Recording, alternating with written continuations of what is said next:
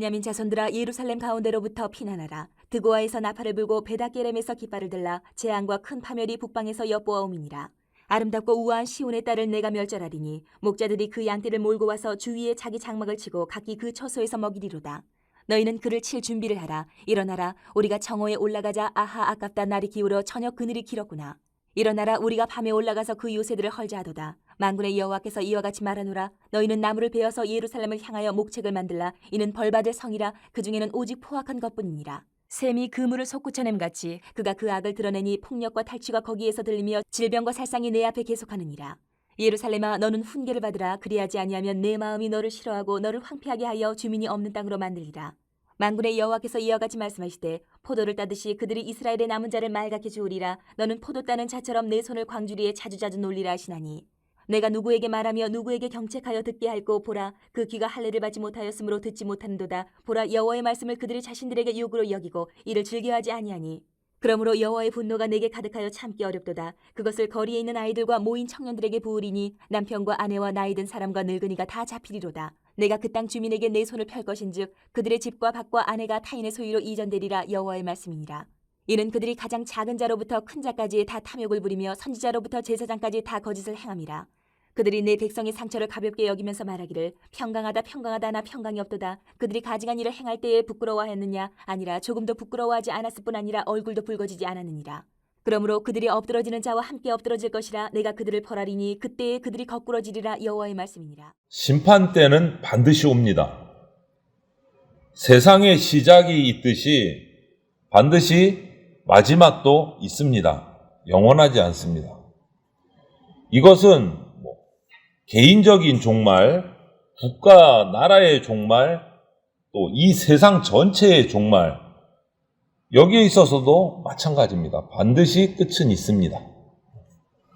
그래서 이 심판 때, 마지막 때가 있다라는 것, 심판의 때를 바라보면서 오늘 삶을 살아가는 사람은 지혜롭고 현명한 사람이라고 말할 수 있습니다. 그래서 오늘 우리가 함께 나누어 읽은 본문에서 심판의 때가 반드시 온다. 어떻게 해야 될까? 어떤 모습일까? 이런 것들을 함께 살펴보겠습니다. 먼저 예루살렘은 예레미야 시대에 하나님의 은혜로 세워졌고 번영한 도시가 예루살렘이었어요. 거기에 하나님이 임재하셨고 그곳에 하나님이 임재하시는 성전이 있었던 곳이에요. 아름다웠습니다. 우아했습니다.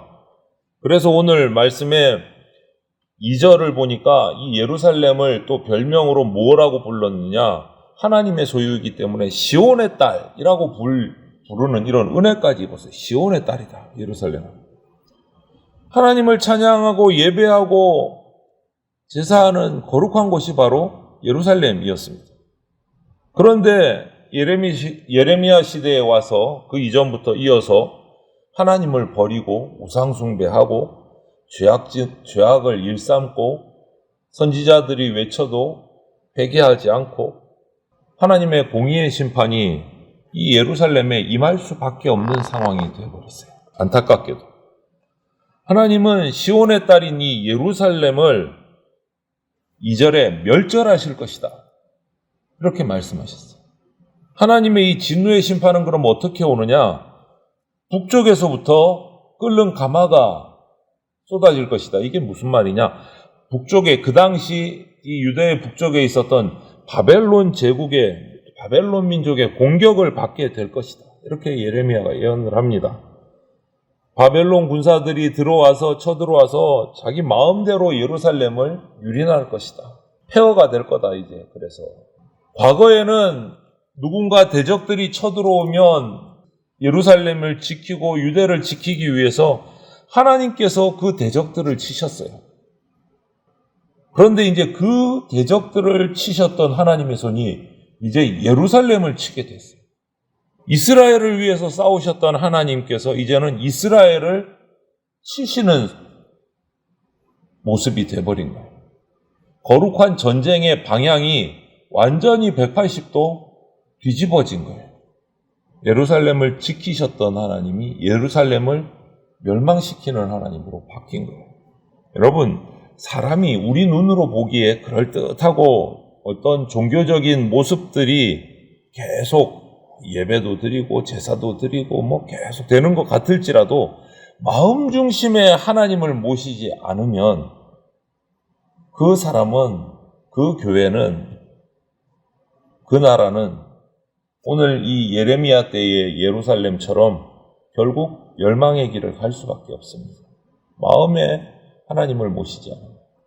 이것이 마지막 심판 때에 하나님이 반드시 심판하시는 이유입니다. 그러면서도 하나님은 또 예레미야를 통해서 말씀하십니다. 마지막으로 훈계를 들으라. 하나님의 말씀을 들으라. 이렇게 명하세요. 그런데 듣습니까? 안 듣습니까? 안 듣습니다. 그들을 뭐라고 표현합니까? 그들의 귀는 할례받지 않은 귀다. 이렇게 표현을 해요. 할례받지 않은 귀. 하나님을 믿지 않는 사람들은 하나님의 심판도 믿지 않아요. 아유, 그거 올 것 같아? 안 와. 하나님 심판 안 와. 우리가 지금 이렇게 잘 성도 세우고 우리가 잘 살고 있는데 무슨 심판이 있어? 안 믿어요. 말씀도 듣지 않고 말씀을 믿지도 않고 하나님 자체를 거부해요. 오늘날도 똑같지 않습니까? 복음이 모든 사람들에게 증거돼요. 성경 말씀 어디서든지 마음만 먹으면 구할 수 있어요.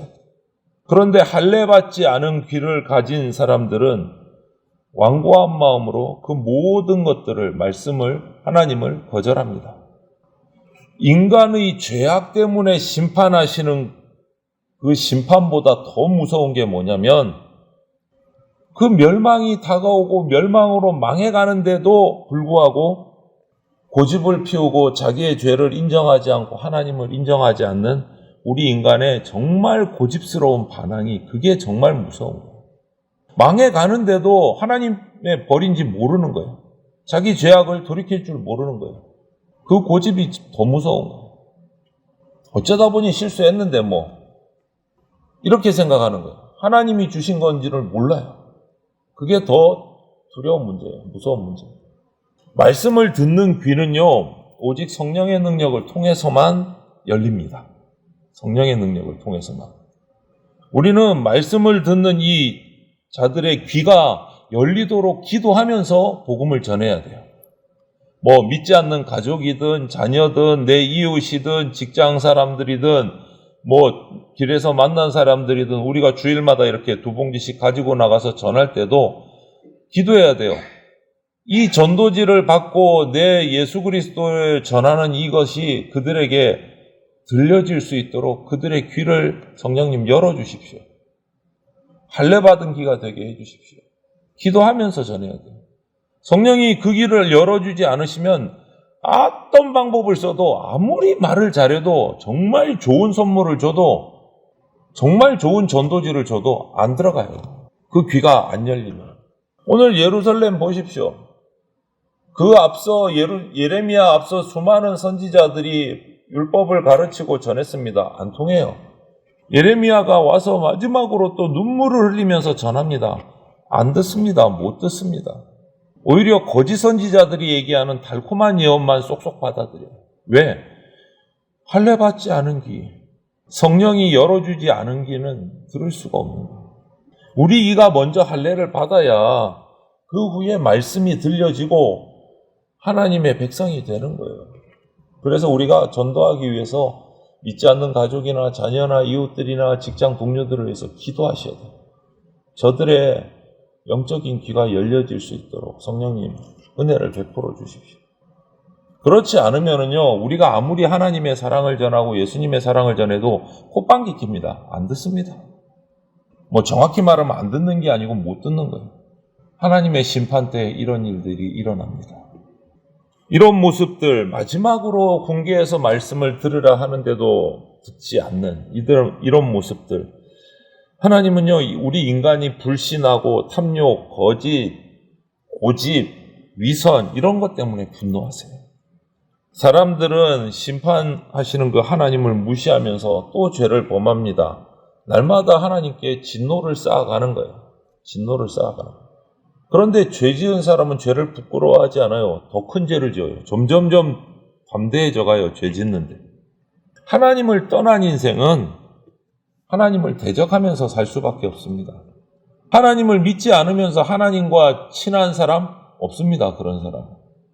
오늘 그런 모습을, 이 마지막 심판 때의 모습을 포도 따는 비유를 가지고 오늘 말씀하고 계세요. 본문에 보면. 포도 열매를 따는 그것을 통해서 하나님의 심판에 관해서 얘기를 해요. 철저하고 정말 가혹한 심판을 내리실 거다라는 것을 우리에게 알려주고 계세요. 포도 따는 사람이 포도를 따면서 자세히 살피면서 열매를 따고 조심스럽게 열매를 땁니다. 하나도 빠뜨리지 않으려고. 그리고 상한 것들을 다 걸러냅니다. 자세히 봐요. 이거하고 똑같다. 하나님의 심판은 이스라엘의 남은 자까지도 샅샅이 다 찾아내셔가지고 모든 죄를 다 털어내셔가지고 심판하신다. 자세하게 심판하신다. 무서운 말씀입니다. 하나님과의 관계 회복이 없이는 아무리 선한 삶, 어떤 삶을 살아도 하나님을 기쁘시게 할 수 없습니다. 하나님은 때가 되면 마땅히 받아야 될 벌을 내리시고 받아야 될 상을 주십니다. 벌 받는 자는 파멸로 갑니다. 상 받는 자는 구원받습니다. 하나님과 화해하는 길 외에는 구원의 방법이 없어요. 심판의 때는 반드시 오십니다. 우리의 마지막은 반드시 있습니다. 그때 하나님의 심판이 반드시 있습니다. 이것을 믿으셔야 오늘 하루하루의 삶을 살아갈 때 우리가 허투루 살지 않을 수 있어요. 준비하면서 살 수 있어요. 내 죽음에 대해서, 세상의 종말에 대해서 준비하지 않는 사람은요, 결국 지금 이 예루살렘 사람, 이스라엘 유대 사람들처럼 심판받게 되어 있습니다. 이런 예화가 있더라고요. 경주말을 조련하는 조련사가 있었어요. 그런데 이 조련사는 두 마리 말이 있어요. 흰 말 한 마리, 검은 말 한 마리, 두 마리를 이렇게 조련을 하고 있었어요. 그런데 경주에 이 두 마리가 나갈 때마다 사람들이 보니까 이 두 말 중에 어떤 말이 이길지를 이 조련사는 기가 막히게 맞추는 거예요. 어떻게 그렇게 맞추지? 궁금했어요. 그래서 사람들이 조련사에게 가서 물어봤어요. 어떤 말이 이길지, 흰 말이 이길지, 검은 말이 이길지 어떻게 그렇게 탁탁 잘 맞추냐. 그랬더니 조련사의 대답이 기가 막히게 웃음이 빵 터질 정도로 단순합니다. 그게 뭐냐? 경기가 있기 한 3, 4일 전부터 흰말에게 먹을 것을 잘 주면 흰말이 이기고 검은 말에게 먹을 것을 잘 주면 검은 말이 이기더라. 뭐 그냥 너무 웃긴 얘기, 당연한 얘기인 거예요. 흰말을 이기게 하려면 경주하기 한 3, 4일 전부터 단단하게 좋은 것들을 잘 흰말을 먹이면 되는 거고, 검은 말은 다이어트 시켜버리면 힘이 빠져서 못 뛰는 거예요. 반대로 검은 말이 이기려면 검은 말에게 먹이를 잘 주고 흰 말은 간신히 그냥 허기면할 정도로 조금만 주면 되는 거예요. 이게 무슨 얘기냐? 중요한 원리가 있어요. 단순하지만 중요한 원리. 우리 인생 가운데도 흰말과 검은 말 두 마리가 있습니다. 저와 여러분들 가운데도. 인생 가운데 검은 말로 비유되는 불의한 마음에 우리가 있고 공의로운 마음이 우리에게 있어요. 그런데 불의가 강해지면 우리가 그 불의에 필요한 자양분을 내 생활 속에서 계속 공급해 주면 불의가 강해지는 거예요. 우리 삶 속에. 그런데 우리를 의의 병기로 쓰시겠다고 결단하면서 하신 그 하나님의 말씀을 믿고 이해 부분에 내 공급할 것들을, 에너지를 공급하게 되면 우리는 의의 병기가 되는 거예요. 하나님 앞에서. 내 에너지를 어디에다가 공급하느냐에 따라서 우리 인생이 달라지는 겁니다. 결국 우리가 하나님의 은혜 안에서 살아간다. 이게 무슨 말입니까? 이제부터 내 에너지를 공급하는 대상이 달라지는 거예요. 흰말에만 에너지를 공급하는 거예요. 흰말에만. 검은 말에는 에너지를 끊어버리는 거예요. 단절을 시키는 거예요. 내 속에서. 그러면 하나님 앞에 의의 병기로 살아갈 수 있어요. 그런데 검은 말에게도 막 미련이 남아서 내 에너지를 사용하면서 하나님, 나는 왜 이렇게 자꾸 죄를 범할까요? 죄 지을 일을 계속하면서. 그건 우스운 얘기인 거예요. 이 말이 뭐냐? 마지막 때에 예수님이 오셔서 심판지로 오셔서 심판하실 때 내 죄 때문에, 딴 사람 때문에 그랬습니다. 책임 전가 못하는 거예요. 내가 그 검은 말에게 내 에너지를 줬기 때문에 죄가 지어지는 거고 불의가 생기는 거거든요. 내 인생에.